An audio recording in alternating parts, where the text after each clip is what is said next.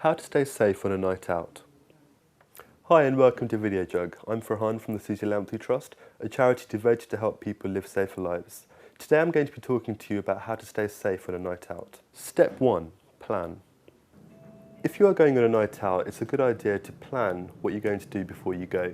This may involve looking at timetables, checking what route you're going to take in terms of the public transport, whether you're going to book a taxi, and how long it perhaps is going to take.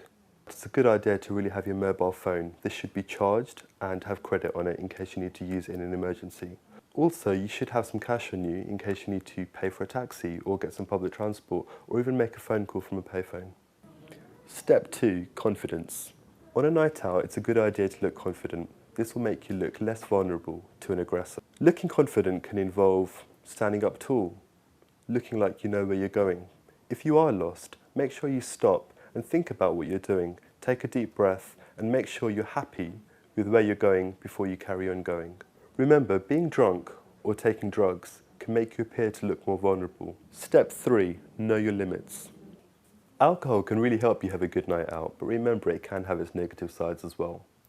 For many people, alcohol reduces their inhibitions and makes them less aware of the danger around them. Avoid all drugs. Not only are they illegal, but they can also make you vulnerable. Mixing alcohol with drugs can also be a lethal combination. Set a limit on how much you should drink and stick to it. Step 4. Be aware. On many occasions on a night out, you may be offered a drink from a stranger. Is that a good idea? If so, you should always watch your drink being poured and make sure you know what it is you're drinking. Step 5. Threatening situations. On a night out, if you feel that you're in a potentially aggressive situation, the best way you can respond to that is in an assertive and non-aggressive manner. Causing further aggression will only escalate the situation to get worse. If the situation you are in escalates, the best thing you can do at that moment is shout for help. Make someone aware that you are in trouble. On some occasions, it may be a good idea to carry a personal shriek alarm. These can help to disorientate your aggressor so that you can get out of that situation as quickly as possible. Step 6. Ending the night. On a night out, avoid inviting someone you've just met back to your house or going back to theirs. If you do, make sure you imply that there's somebody at home waiting for you. Step 7. Travelling home. At the end of the night, when you're travelling home, it's a good idea to perhaps go home with a friend. This will make you feel more confident and a bit more secure in your journey. Try and stick to well-lit areas, somewhere where there's perhaps people around or shops, and if you need to call for help, you can.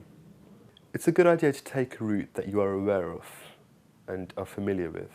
Travelling home on public transport, make sure you feel safe and secure on what you're using. So for example, on a bus or a train, make sure you know where it goes from, what time it goes. Try not to use unlicensed cabs. It's always a good idea to check for a license certificate and use a taxi that you've actually called for rather than accepting a lift from an unknown stranger. At the end of the night, it's a good idea to have your keys ready as you approach your front door. This will avoid you being vulnerable as you look through your bag, disorientated from what's around you. It's also a good idea to use a sort of buddy system, texting your friend or a member of your family, letting them know that you've arrived home safely. The best defence is common sense.